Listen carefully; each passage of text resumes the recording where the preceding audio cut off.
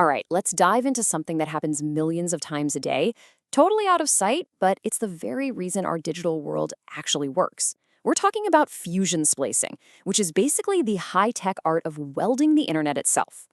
I mean, think about that for a second. The backbone of all of our global communication is this incredible network of glass threads, each one thinner than a human hair, just shooting data at the speed of light. But what happens when one of those threads breaks?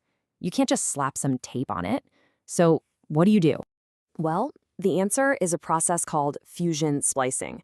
And honestly, the best way to picture it is exactly like this. It's microscopic surgery. It's a procedure that needs unbelievable precision, it has to be perfectly clean, and it relies on some seriously cool tech to fuse two pieces of glass into one. Totally seamless strand.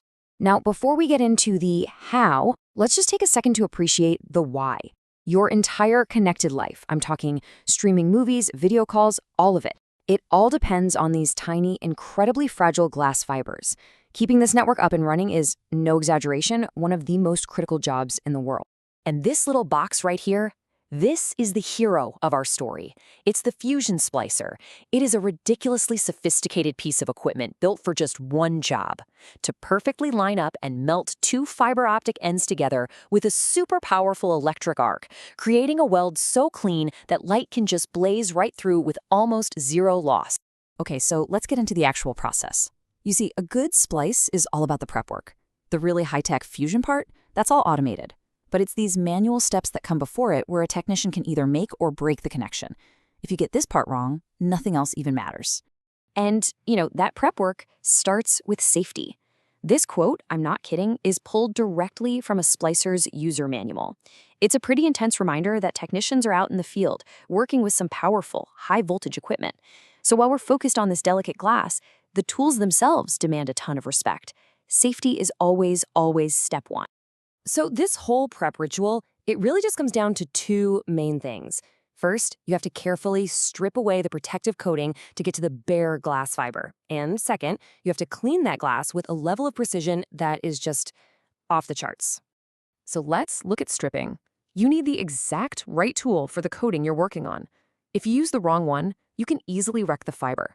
The whole goal is to use just enough pressure to get that coating off without bending or twisting the glass. Because if you do, you could create these tiny, invisible microfractures that will completely ruin the splice down the line. And just think about the scale we're working on here. Once that fiber is stripped, it's totally exposed and so vulnerable. A single speck of dust, or even the oil from your fingerprint, can basically become a giant boulder in the path of the light signal once that splice is done. This is why the cleaning process has to be absolutely perfect. Technicians use this ultra-pure 99% or higher isopropyl alcohol and special wipes that don't leave any lint behind. And the technique is everything. It's a single, firm wipe from the inside out to the tip. You never ever wipe back and forth because that would just smear all the contaminants right back where you started. Okay, so the fiber is stripped and it's sparkling clean. Now we get to what is probably the most critical manual skill in this entire process: creating what's called the perfect cleave.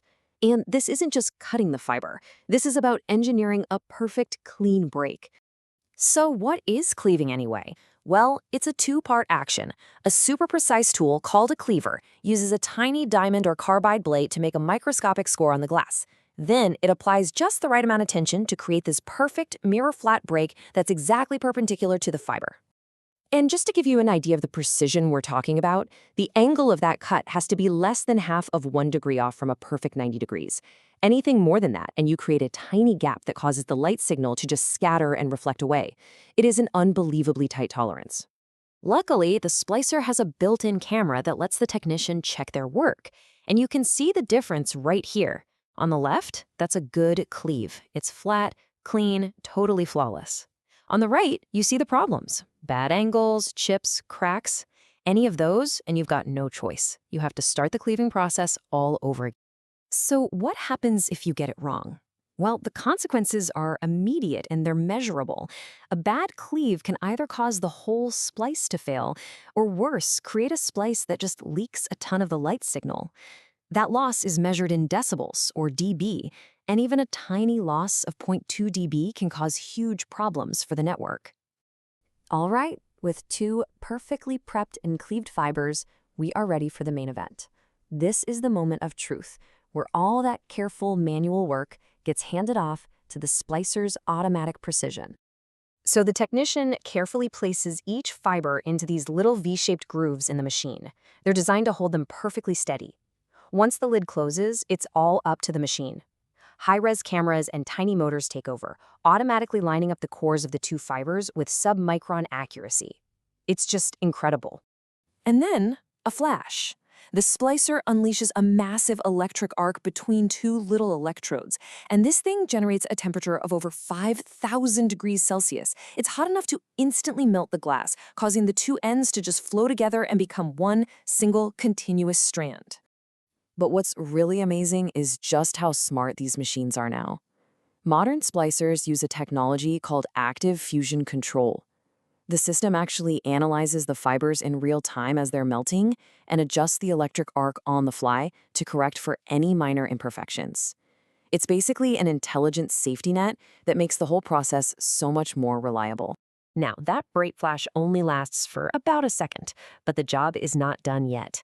The invisible weld might be complete, but now it has to be verified, and the splicer itself handles that first quality check. Right after the fusion, the machine gives an estimate of how much signal is being lost.